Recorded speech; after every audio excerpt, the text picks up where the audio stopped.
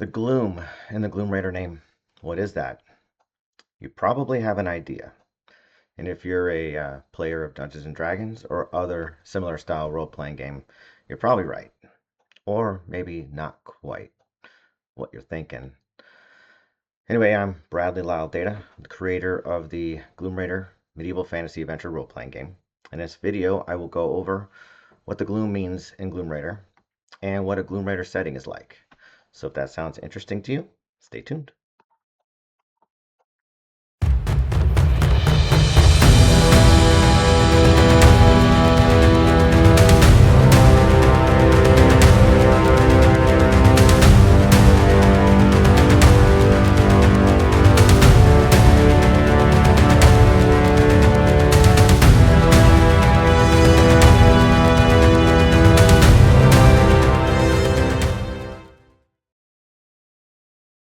Okay, the Gloom.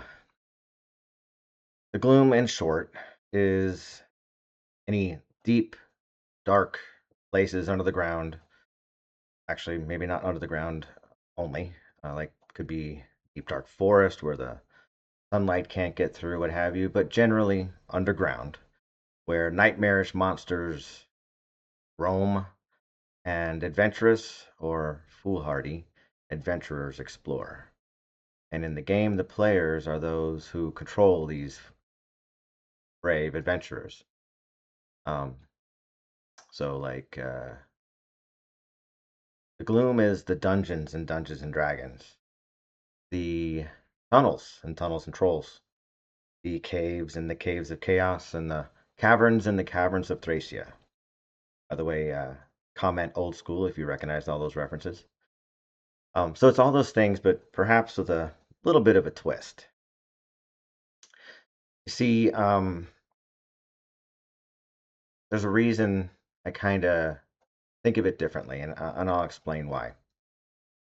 Real quick, if you're familiar with role-playing games, you've played them before, any fantasy or sci-fi games, they have a setting, and that sets the stage for the environment in which the characters that the players control live in. And Gloomraider is kind of your typical old school Dungeons and Dragons setting.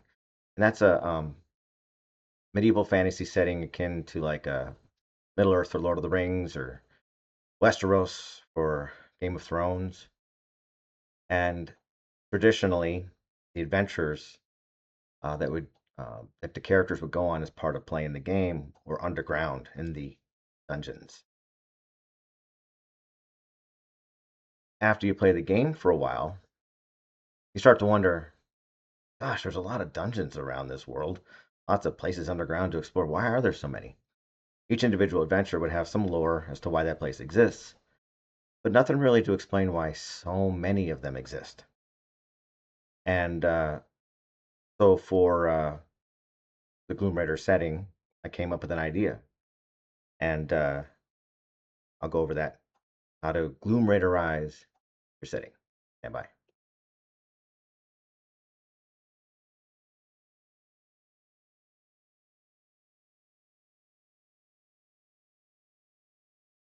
All right, Gloomraider setting. There isn't one. So what I mean by that is what a Gloomraider setting is any setting you want to play your game in. But what you do is you essentially Gloomraiderize it, and simply that is just coming up with some kind of explanation as to why there are all these dungeons and places. That just came up regularly. All these dungeons and places all over your world. And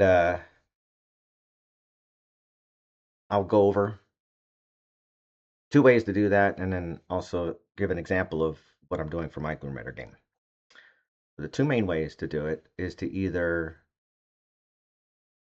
change the or add something in the history or advance the timeline. Advancing the timeline would be more work. But this way you take any setting you want, either your homebrew setting or a published setting, and for changing the history, Just go back like maybe 2,000 years. And during that time, there was no, all these dungeons didn't exist. So you can make it even longer, 10,000 years or what have you. And, but there was an apocalyptic event of some kind to cause the races of the world, like the humans, dwarves, elves, and halflings, to dig these deep tunnels. As an example for my Gloomraider game, the gods and angels were warring against the demons and dragons all over the world and killing countless people. The races of the world are just getting slaughtered. And for protection, they dug deep into the world. And to prevent from being followed, they put in traps and mazes and puzzles. And that's an explanation why those exist. Anyways, they got down there for safety, whatever the storyline you want it to be. But that's how they started going underground. For the dwarves, it's kind of easy. They live in mountain homes already inside, so they just dig deeper into their mountains. Halflings are similar. They're inside hilly homes, so they just have to dig deeper.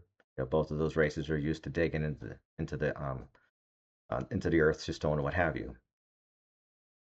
The elves, they could easily just dig down into their forests, under all their trees and everything, and so that could be some really cool looking areas with roots all over the dungeonous areas. The humans, kind of a mix of all that, but in general, the humans would probably start with either natural places like caves and caverns, or perhaps even, or actually in reality, use places they've already dug underground, such as cellars, sewers, um, undercrofts, tombs, and catacombs. And so the dungeons would technically start by entering those kinds of places, and then there would be entryways deeper for more protection. And so these places would become underground sanctuaries, only to be used until the war ends. Well, the war takes hundreds of years or longer, what have you. And what that generally would mean is there could be generations, particularly in case of humans, who are born and live and die their whole life underground, never knowing the surface world. It becomes part of their culture. So they not only survive down there, but they thrive. And you can imagine after a lot of time, they keep expanding these places and they get bigger and bigger and bigger. And there'd be a lot of them all over the place. Now advance a little bit further in time, and the wars ended. The demons, their minions, lost. They were cast, let's say, deep into the world, to the underworld, which is even deeper than these places that these races have created for protection and sanctuary. And the world is healing from the war, but the people underground are just still living their lives. That is until something like maybe these denizens of the underworld start, digging towards the surface and discover these places and start raiding them. And it gets really bad that these races decide they have to venture up and go back to the world of their ancestors on the surface. That's what they do. They escape and get back onto the surface and then hide and seal up these entrances from what used to be their sanctuaries and start trying to make their way in on the surface world. And then you can advance another amount of time, let's say 1,000 years. So these people are now used to living on the surface world again, and the world looks like you'd expect a D&D world to look like at this point. But now there's just all these hidden underground areas that many have forgotten about. That is until these denizens of the deep discover these hidden entrances and break through and start coming in the night to raid and pillage, taking these people for servitude and food.